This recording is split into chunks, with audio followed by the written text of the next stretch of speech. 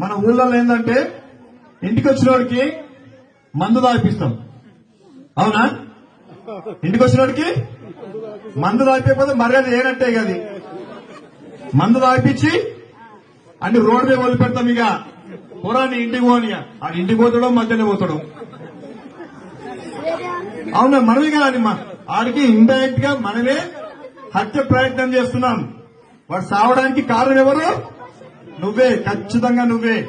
అది మైండ్ లో పెట్టుకోండి, గుర్తుంచుకోండి. వాడికి మందు తాపించి రోడ్డు మీద వదిలితే వాడు ఎక్కడ పోతాడు?